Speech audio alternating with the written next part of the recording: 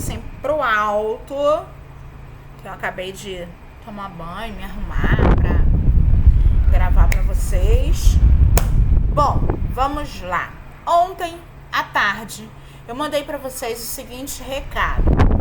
Esta semana nós vamos ter um horário diferenciado. Nós vamos ter terça-feira ciências, quarta-feira história, quinta-feira geografia e inglês e na sexta-feira a gente encerra com matemática, ok? E artes, óbvio que a gente não teve arte semana passada, artes é semana sim, semana não. Eu vou dar todo o capítulo 8 hoje, que o capítulo, eu falo todo o capítulo 8, mas todo o capítulo 8 de ciências hoje se resume em algumas páginas, né? Tem mais tarefa para escrever do que texto mesmo. Outra coisa, no final eu vou comentar com vocês o teste de ciências que foi postado na plataforma na semana passada. Também gostaria de agradecer imensamente a participação de vocês. Meu Deus, meu cabelo tá loucura.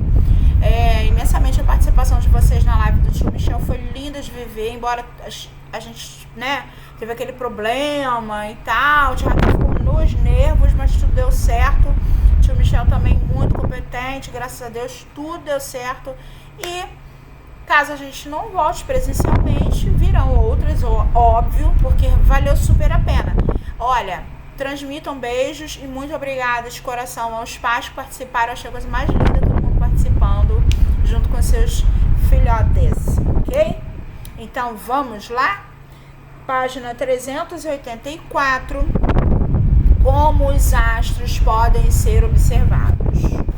Pois é, a gente sai de alimentação, prato saudável, pirâmide alimentar equilibrada e a gente vai estar alimentado, bem alimentado, e agora a gente vai se colocar num gramado estilo Quinta da Boa Vista e observar o nosso imenso universo.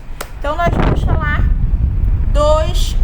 da observação, como a gente vai fazer essa observação, quais são os observatórios que a gente conhece, por aí vai. Deixa eu falar com vocês, eu não sei, não foi o Progressão, mas o tio Oba já fez um passeio, eu conheço o tio Oba há alguns aninhos, né? E o tio Oba já fez um passeio comigo numa escola sobre o Museu de Astronomia que fica em São Cristóvão. É um museu muito bacana. Assim que tiver aberto, não sei se já está, mas assim que tiver aberto, acho que vale super a pena vocês conhecerem. É muito legal, muito bonito mesmo. Então vamos lá. Essa é a abertura do nosso capítulo. Como os astros podem ser observados. Então aqui a gente já tem 3 perguntas iniciais. Você já parou para pensar nessas perguntas feitas pela Nina e pelo Theo? Peraí, deixa eu ver a pergunta primeiro, né? Como conseguiram fotografar algo tão pequeno se não conseguimos vê-las? Você já parou para pensar nessas perguntas feitas pela Nina e pelo Theo? Vocês conhecem instrumentos utilizados para ampliar, aproximar ou registrar imagens? Acredito que sim, vocês são muito antenados. A tecnologia tem avançado assim, absurdamente rápido, então a gente fica muito por dentro, né? Eu também sou uma pessoa muito ligada à tecnologia, muito ligada a coisas atuais, assim, é novo, eu tô dentro, eu quero ver, eu quero ter, eu quero mexer, e vocês também não são diferentes, né? E a última pergunta, como eles funcionam? A outra pergunta que o Theo havia feito, lá na 385, é: como conseguiram fotografar algo tão grande e tão distante se não conseguimos vê-la? Né? Ele está observando uma foto, e essa foto que ele está observando é exatamente a foto que está por trás dele, assim como a Nina também está observando uma foto que está por trás dela, tá? Então, neste capítulo, você vai investigar o comportamento da luz, estudar instrumentos para ampliação, aproximação e registro de imagens e conhecer a história da observação dos astros. Esse vídeo vai ficar um pouquinho grande, tá? A gente está em 5 minutos agora, mas o vídeo deve ficar batendo aí uns 35 minutos, tá? Vai ficar um pouco grande assim. Então vamos lá, 386, propagação da luz. Você já visitou uma caverna? Eu. A turma da Eleva está visitando o PETAR, que é o Parque Estadual Turístico do Alto Ribeira, no estado de São Paulo, onde há muitas cavernas. Então vamos ler isso aí, esse HQ. Agora vamos desligar todas as lanternas para ver o que acontece. Não vejo nada. Calma, minha mãe sempre fala que temos que esperar para que os olhos se acostumem. Algum tempo depois, mais algum tempo depois, continuo não vendo absolutamente nada. Eu também não. Não vejo nada. Por que será que a turma não consegue enxergar nada sem as lanternas? Para que consigamos enxergar, nossos olhos captam luz. Na ausência de luz, não conseguimos enxergar nada. Então, aí já tem a explicação, né, que justifica... Está escurecendo. Que justifica o fato deles não estarem conseguindo enxergar nada depois que desligaram as lanternas, ok? Vamos para 387. Quando vamos dormir e apagamos as luzes do quarto, não conseguimos enxergar muito a princípio, pois nossos olhos estavam adaptados a grande quantidade de luz. Leva um tempo para se adaptarem a uma quantidade menor de luz, e assim consigamos enxergar melhor. Mas sempre há um pouco de luz vindo da janela. Neste caso aqui na caverna não tinha luz alguma, tá? Sempre há um pouco de luz vindo da janela ou de um outro cômodo da casa, até por debaixo da porta, aquela frestinha assim de luz, tá? Ou até mesmo de um aparelho eletrônico que esteja ligado. A TV tá ligada e a luz está apagada, tá emitindo luz do mesmo jeito. Então, no interior das cavernas, quando as lanternas estão todas desligadas, não há nenhuma fonte de luz, nenhuma, tá? Então, não importa o tempo que a gente espere, os nossos olhos não vão acostumar lá dentro com a ausência de luz, ok? Beck está certa. Entra sim. Eu esqueço de ler as perguntas das personagens. Mas não entra luz pela entrada da caverna? Beck está certa. Entra sim. Dessa forma, se estivermos no local dentro da caverna onde essa luz ainda chegue, mesmo que um pouquinho, conseguimos enxergar alguma coisa. Neste caso, eles estavam bem distantes da entrada da caverna, por isso que não estava entrando feixe de luz algum, tá bom? Então, leiam algumas informações sobre a propagação da luz. A luz se propaga em linha reta em um meio homogêneo e transparente. Quando dois raios de luz se cruzam, um não interfere na trajetória do outro. A trajetória de um raio de luz permanece a mesma quando se inverte o sentido de propagação. Bom, isso daí é uma tarefa de pesquisa que vocês vão já reinaugurar o caderno de ciências, porque vocês vão fazer o registro dessas afirmativas no caderno. Escreveu a afirmativa, pesquisou, ela é verdadeira? Verdadeira. Pesquisou a afirmativa, ela é falsa, vocês vão escrever a justificativa pelo qual esta afirmativa está sendo falsa. Tia, é para copiar o número 1, as afirmativas, tudo é para copiar essa tarefa, ok? Data de hoje no caderno de ciências, exercícios da página 387. Número 1, copiou tudo. Vai lá, pesquisa na internet, no nosso querido amado Google, e aí você vai encontrar se procede ou não. Ok, verdadeiro, escreve ao lado, verdadeiro, falso, então eu vou justificar, tá bom? Depois, na página 388, vocês vão justificar, na verdade, o que vocês pesquisaram, tá? E no número 3, vocês vão encontrar dois objetos que fazem o uso da luz, que são lentes e espelhos.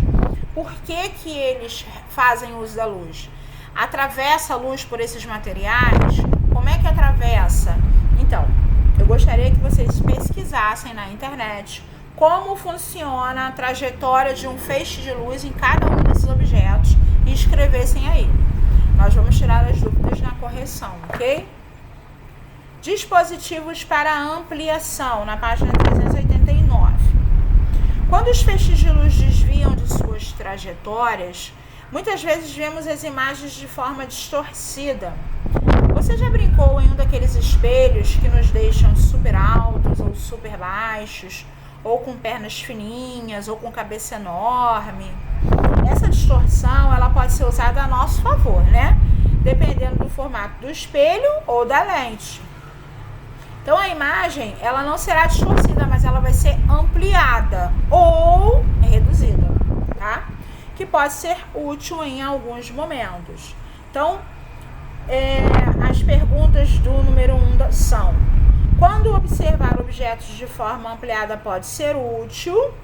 Isso daí é bem claro, principalmente para quem usa óculos como tia Raquel. Quais dispositivos que você conhece que podem ser utilizados nessas situações? Eu acho que tem lá na nossa caixinha lá no 5º ano uma lupa. Ano passado quem foi meu do 4º ano, ficava em cima de uma latinha na mesa, e a lupa é um objeto que amplia, né? Eu acho que quem foi meu aluno ano passado vai lembrar dessa lupa pretinha que a tia tem e colocava em cima da mesa pra gente observar de vez em quando alguma coisa. Vamos lá para a página 390. 390, vamos lá? Já se foram 11 minutos de gravação e ainda tem a coisa. Com certeza vocês pensaram em uma lupa, além de outros dispositivos como microscópios e espelhos côncavos, não é? O que é um espelho côncavo? No nosso livro tem.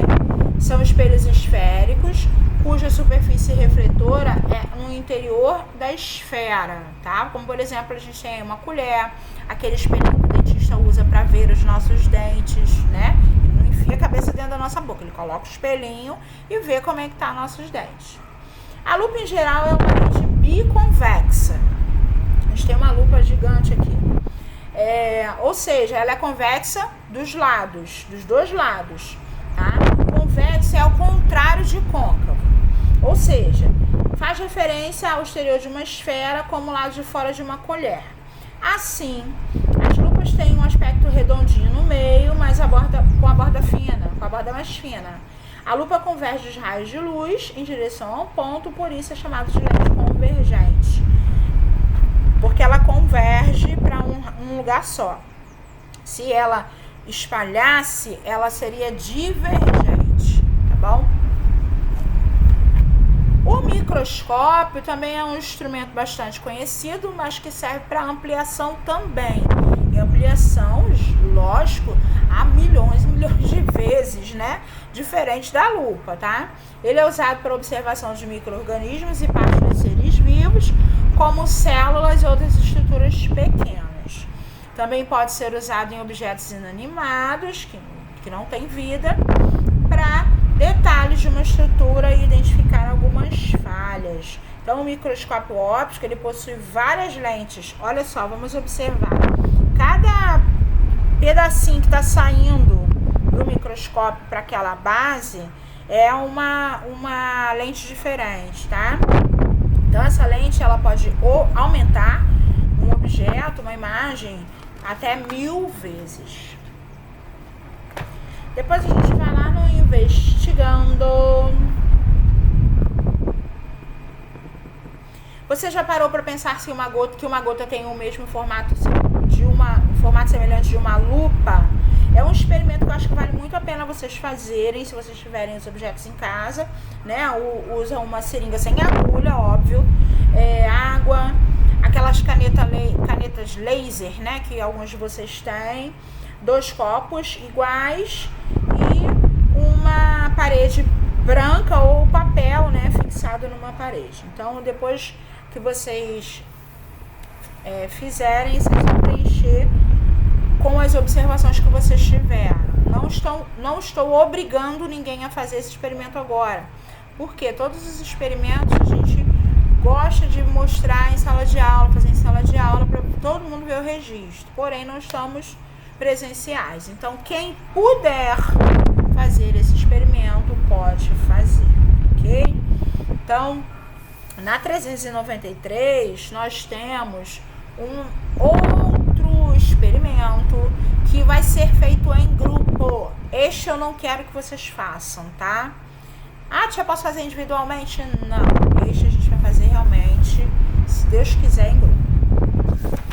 Vamos para 394, onde nós vamos falar de dispositivos para observação de objetos distantes. Vamos fazer a leitura. Em várias ocasiões, utilizamos instrumentos para aproximação de imagens, como binóculos, lunetas, periscópios, entre outros. Muitos acreditam que o uso mais fascinante dos dispositivos para observação à distância é o astronômico.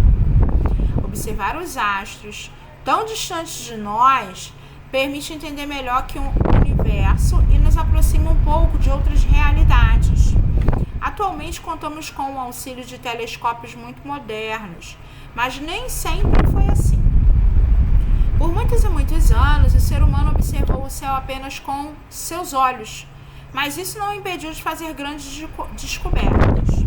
Veja a evolução dos dispositivos. Então, a gente tem aqui os monumentos pré-históricos e uma máquina aqui diferente que já está lá na outra página. Entre os movimentos... está aqui mesmo. Os monumentos pré-históricos, existem evidências de que, desde a pré-história, o ser humano já observava os astros, os movimentos que esses astros faziam, tá? Então, surgiram alguns monumentos em alguns países que têm o alinhamento perfeito com o Sol nascente em determinadas épocas do ano. A gente tem, por exemplo, uma área aí que fica na Irlanda, tá? Que foi construída em alinhada de tal forma que, ao nascer do Sol no inverno, um feixe de luz entra pela abertura acima da porta e ilumina o piso da tumba por um curto espaço de tempo. Temos também o que é solstício de inverno, tá? É o dia mais curto do ano que marca o inverno. Temos a máquina da Antícera na Grécia Antiga.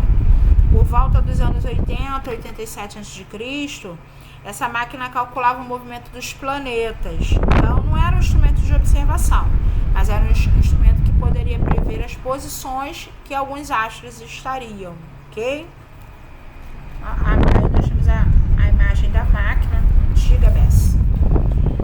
Depois nós temos os observatórios astronômicos que vieram a partir do século XVII, né, que começaram a ser construídos esses observatórios e são, obviamente, muito diferentes dos atuais. Eu não sei se alguém já esteve no Museu de Astronomia que fica lá em São Cristóvão, mas quando vocês estiverem, vocês vão perceber que os observatórios atuais são completamente diferentes, tá? Depois nós temos a primeira luneta na parte de baixo, esse nome complicado aí, que foi o fabricante da primeira luneta, usando lente de óculos, ok? Depois nós temos o telescópio de Galileu, que obviamente foi criado por Galileu Galilei e foi inspirado pela invenção de produzir o telescópio mais poderoso com a finalidade de observar os astros, tá?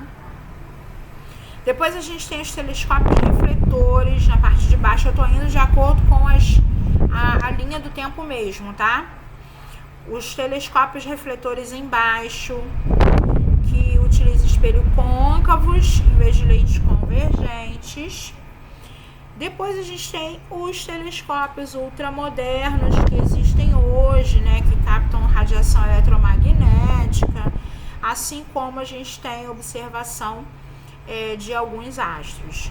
Voltando lá na primeira luneta, a primeira luneta era usada para fins bélicos. Bélico significa o que está se referindo à guerra, ou seja, observação do território inimigo, ok? Então vamos na 396, que acho eu que finaliza a questão do texto por aqui. Depois, não, tem mais. Vamos lá. Então, com a criação dos telescópios, a ciência se torna uma parceira tão grande da tecnologia que a observação dos astros começa a ser vista como uma parte fundamental na evolução da humanidade. Bom, então, até hoje, a gente continua, né, fazendo essas pesquisas a respeito do universo e muitas delas acabaram interferindo na nossa vida aqui no nosso planetinha, ok? Então, os instrumentos para observação, eles não são somente telescópios, objetos curtos, pequenos, não. Por exemplo, a gente tem na 396 chamados de fornos parabólicos. Olha como é grande. Eles funcionam a partir do calor proveniente da convergência dos raios solares, ok? Esses objetos aí já servem também para outras coisas. Gente, se vocês forem nesse museu, esse museu tem mas tanta informação, tanto instrumento que foi criado, porque se a gente voltar, essa linha do tempo aqui, entre cada um desses itens dessa linha do tempo, existe uma criação de vários instrumentos que levam à observação dos astros. A gente fica impressionada com a quantidade de coisas que foram inventadas, que foram criadas, que foram utilizadas para se observar os astros quando a gente entra nesse Museu da Astronomia. É muito legal mesmo. Depois, a gente vai lá para 398. É na 398 que a gente finaliza. Dispositivos para registros de imagens. A gente tem aí uma câmera fotográfica, que lembra até um episódio do Chaves, né? Não sei se vocês já viram esse episódio. Essa câmera aí é conhecida como lambi-lambi. Durante muitos anos ela foi utilizada nas praças para tirar aquela foto insuportavelmente feia que a gente sai. A gente pode estar de cabelo feito, maquiagem, a gente sai estranha, aquela foto pequenininha 3x4 nessa máquina aqui. Eu vou colocar para vocês um vídeo anexo sobre a história da fotografia, que é bem interessante, junto da videoaula de hoje, porque a fotografia, na verdade, ela registra até hoje, né, as imagens que nós vemos. Hoje a gente tem isso para registrar, né? Tudo a gente tira foto, mas existe o Museu da Fotografia, inclusive, e existe uma história por trás dessas câmeras fotográficas que vocês vão assistir, que é muito bacana, muito legal a evolução da fotografia para registrar isso tudo que a gente conhece do nosso universo até hoje também, e da nossa vida, do nosso dia a dia. Então, galera, todo o capítulo 8 é para ser respondido, tá? Todo o capítulo 8. O que nós vimos aqui? O comportamento da luz, como é que ela vai se comportar nos diferentes instrumentos e objetos, alguns instrumentos ligados à aproximação, à redução e ampliação de imagens, registro dessas imagens, né? As lentes e espelhos que utilizam também os feixes de luz para a gente poder enxergar alguma coisa, ver alguma coisa, identificar os objetos, ok? Então eu quero que vocês respondam todo este capítulo 8, todo. Na próxima semana nós vamos estudar o capítulo 9. O que eu vou combinar com a Tia Nath? A Tia Nath, ela vai fazendo agora a correção do capítulo todo, sem ser somente atividades finais. Por que isso? Porque a gente precisa dar um boom na matéria, porque a gente parou para teste, a gente parou para revisar. Então, se a gente for perceber, a gente acabou perdendo aí basicamente 2 semanas, né? Na semana de testes a gente não estuda, então a gente acaba perdendo, quer dizer, não estuda vírgula, não vê nada novo. A gente acaba perdendo um pouquinho de tempo. Então, na semana que vem já vai o capítulo 9. Depois a gente faz uma grande revisão, uma correção geral e aí tira todas as dúvidas, ok? Beleza, então vamos aos nossos informes finais. Antes dos informes finais, me lembrei, deixa eu abrir aqui o nosso teste de ciências, né? Quem quiser anotar, as letras correspondentes às respostas das questões do teste, estejam à vontade. Deixa eu falar também com vocês o seguinte: vai um anexo junto do vídeo, sem ser um outro vídeo, vai um anexo com 5 perguntas ao longo da semana para poder a gente ir fazendo uma revisão já em cima do que a gente viu, tá? Então, é para copiar no caderno e responder, nada de imprimir. Por isso que a gente pediu que todos fossem buscar os cadernos, para vocês começarem a registrar por escrito, porque essas letras devem estar uma maravilha, né? Então, vamos lá. Correção do teste de ciências. Assinale a alternativa que indica a ideia em que foi baseada a criação das pirâmides alimentares. Letra A. O degrau da base ocupa maior volume e o degrau do topo ocupa menor volume. 1A. 2. Marque a alternativa que aponta mais de um recurso visual para ajudar a escolher alimentos saudáveis. Bom, a própria imagem dizia por si só: o prato de alimentação saudável. Letra B. Teve gente que colocou o prato de alimentação calórica, né? Pelo amor de Jesus. 3. Muitos distúrbios alimentares podem estar relacionados com o desequilíbrio alimentar. Marque a alternativa que pode prevenir ou controlar tais distúrbios. Reeducação alimentar, letra B de bola. Gente, as imagens ficaram muito bonitas.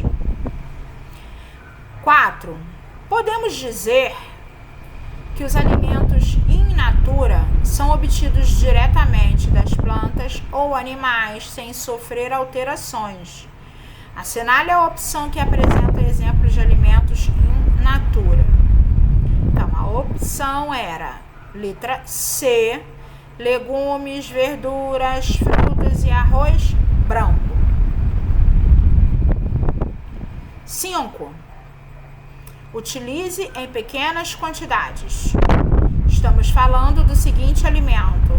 Gente, óleos e gorduras. Essa eu acho que pouquíssimos acertaram. Letra C, óleos e gorduras. Letra C. Letra C, número 6. Marque a opção que só cita alimentos ultraprocessados. Era a primeira. Refrescos e refrigerantes. Bolos e frutas cristalizadas não. Banha de porco e frutas em calda não. E atum e legumes não. Letra A. Aqui a gente tinha algumas opções de alimentos ultraprocessados junto com alimentos minimamente processados e óleos e gorduras. Então a resposta era a letra A, refrescos e refrigerantes. 7. Na base da pirâmide alimentar brasileira atual foi acrescentado, gente, estava na pirâmide. A imagem dizia novamente por si só: exercícios físicos. Letra D. Ai, Jesus, tive álcool como resposta. É porque tinha copo, aí o pessoal achou que era álcool. Não, esse copo está representando a água, tá? Então a resposta da 7 é a letra D, exercícios físicos. 8. Assinale o distúrbio que pode ser agravado pela alimentação desequilibrada. A imagem foi uma imagem de uma menina comendo só fast food, que obviamente é uma delícia, a gente pode comer em quantidades muito, muito mínimas, tá? E o distúrbio era desnutrição. Letra C. Embora aqui ela estivesse alimentando pra caramba, mas estava indicando basicamente que ela está ficando desnutrida. Desnutrição é estar sem nutrientes, tá? Não é estar magra, é estar sem nutrientes. Quando você está sem nutrientes, pode levar a uma perda de peso. Só que a desnutrição não significa que você não coma muito. As pessoas confundem um pouco. Por exemplo, ela tá comendo pra caramba aqui. Mas ela tá colocando o nutriente necessário para dentro do corpo? Não, então ela continua desnutrida, embora fisicamente dê para perceber que ela, né, acumula um pouco de tecido adiposo. 9. Observe a imagem a seguir e marque a alternativa que indica o tipo de alimento. Alimento ultraprocessado. Esse daí é o... Renan gosta muito disso, eu brigo a beça quando ele compra. Cup noodles, né? Aquele miojo de copinho. Então a resposta era a letra B, alimentos ultraprocessados. E finalizando, identifique a substância que também foi adicionada na nova pirâmide alimentar e participa de todo o metabolismo do corpo. Novamente a imagem eu até repeti, gente. Água. Que café. Que suco gaseificado. É água. Nós precisamos beber água. Simples assim. Então, voltando. 1. A. 2. B. 3B. 4C. 5C. 6A. 7D. 8C. 9B. E 10A. Galera, não estava difícil, não. Não estava difícil, tá? Eu vou também fazer a liberação das notas essa semana, para vocês verem o quanto cada um foi, né? Bom, legal, ruim, precisa melhorar nas avaliações. Então é isso. Responder todo o capítulo 8, responder as questões que vão anexadas no arquivo sem imprimir, copiando no caderno, assistir o vídeo da evolução da fotografia e continuar assistindo as aulas online, óbvio. Essa semana, nessas aulas online de matemática, vão utilizar o livro de matemática. Então, chegou na aula, já traz o livro, tá? Não precisa de fazer aquela pergunta basicona que todo mundo faz assim: tinha para copiar? Tinha para pegar o caderno? É para pegar o lápis? É para sentar? É para ligar o computador? Pelo amor de Jesus Cristinho. Chega já com o livro, beleza? Galera, é isso. Fiquem bem. Vamos continuar na nossa vibe de assistir as aulas, fazer as tarefas, tirar as dúvidas, acompanhar os informativos no grupo. Se bem que no 5º ano eu não tenho muito esse problema, já resolvi. 1 ou 2 que ficava meio perdido, agora não fica mais. E é isso aí. Daqui a gente segue.